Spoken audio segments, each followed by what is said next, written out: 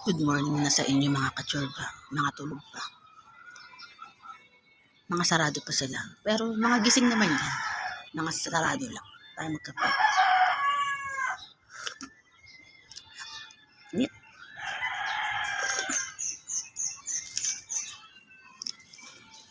Ganyan talaga ang masarap mag-kismis kasi mga tulog. Hindi naman mga tulog yung kasama. Mga sarado lang. Wala lang, naalala ko lang kasi. Napakadami kasi sa mga nakita ko kasi sa Facebook nag-Valentine's. Natatawa lang ako kasi ang daming nalulungkot sa grabe, nakakalungkot ba yan? Tara nang mag-kismis, chikahan. Kismis, chikahan, dahan-dahan lang. Baka marinig ako. So, ayun nga. Yung mga napapanood ko kasi sa mga sa wall ko nung nag-Valentine's. Kasi medyo, nakakaloko, natatawa na lang ako sa iba. Yun, kasi yung iba problemado dahil single, dahil panibagong New Year, panibagong Valentine's, mga single pa. Kasi dahil, iba problema ba talagang pagiging single? Hindi ko nga. Sa totoo lang, hindi naman karamihan ng single ay mga virgin. Yan, mga single lang. Pero hindi naman mga virgin. Ang mga importante dyan, lahat, natikman mo na.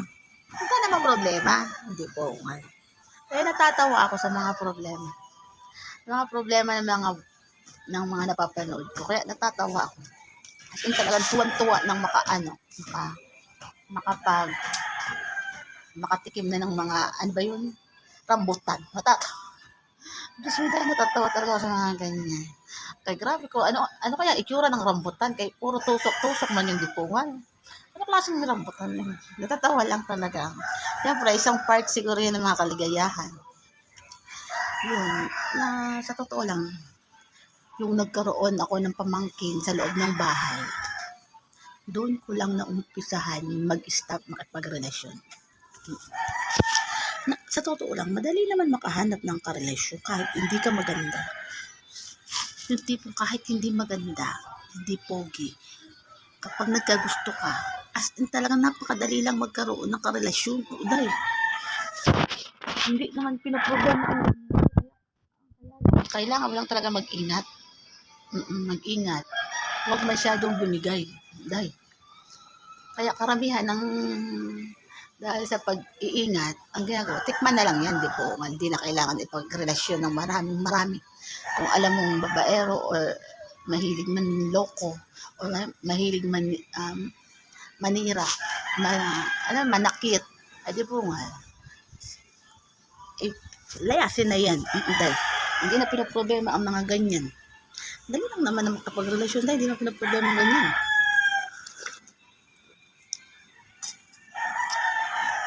O sa totoo lang kasi, may mga nakarelasyon ko na napakabilis kong hindi. Madali lang bigay. Madali lang din ako humiwalay. Napaka-easy lang kasi makipaghiwalay dahil siyempre dali ko na makikita agad eh. So dumadating sa point na once na may makikita kang hindi naman kaayos-ayos, di attitude ba sa attitude?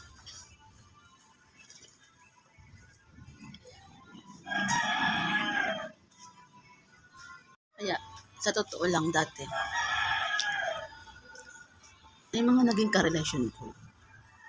Masaya. Kasi may karelasyon ka, hindi ka single.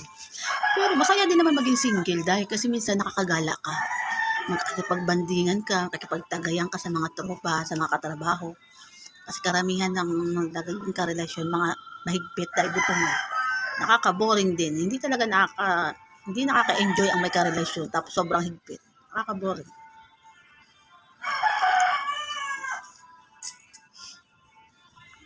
So, dapat, sa mga naging karelasyon ko kasi, madali ako makipaghiwalay.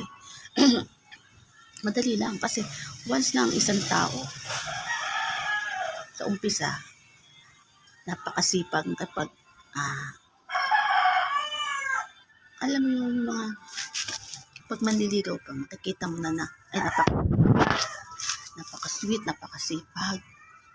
Hindi ka makalimutan na pag nasa trabaho.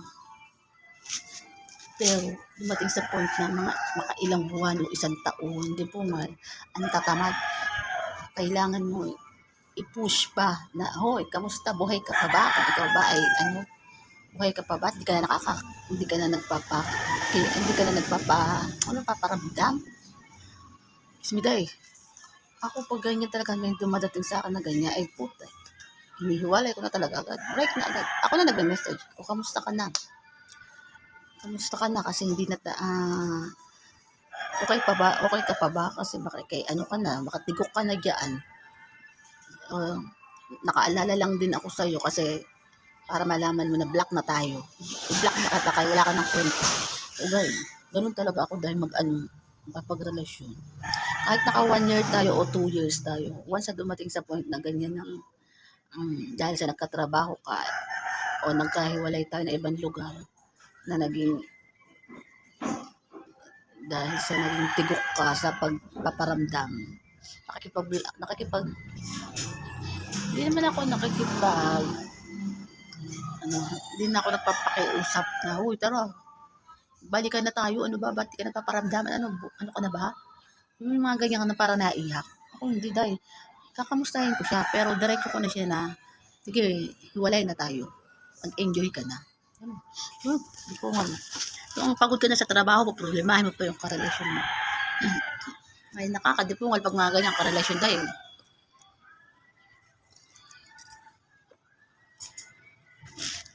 Kaya, tawa lang. Na parang enjoy lang. Parang enjoy naman maging single. Especially kung wala ka pa namang anak. Matagal na kayong karelasyon, pero wala pa kayong anak. So, magpaka-enjoy din naman. Hindi naman totally pag sinabi magpaka-enjoy, maglandi or hindi naman ganun. Kailangan mo lang kasi nakaka-boring din talaga sa bahay na kayong dalawa lang magkarelasyon. Pero kung may anak, syempre, kailangan maka-stay kayo sa bahay. Yung tipong gagala kayo, kasama na yung bata. Di ba nakakatuwa ng ganun? Pero ang kaligayahan ko lang naman talaga yung bata talaga. Kaso hindi talaga ako magkaroon ng bata. Dahil sa awa naman ng Diyos, nakasama ko sa bahay na may bata.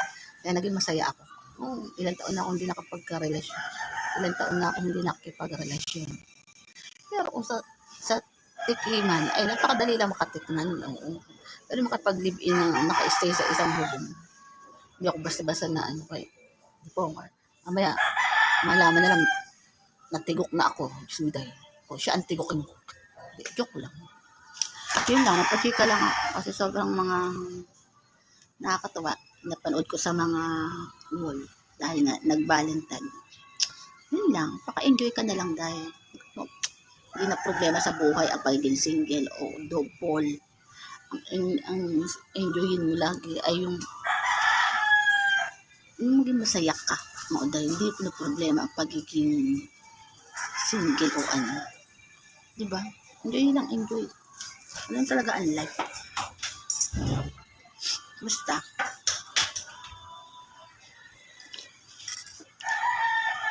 Ang importante, kahit tumanda ka ng sobrang lalo na nakakatagay ka pa, ay mag-enjoy ka pa rin.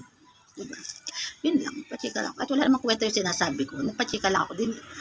Yung pag-chichismis ko kasi, wala namang kausap kaya videohin ko na lang. Bye.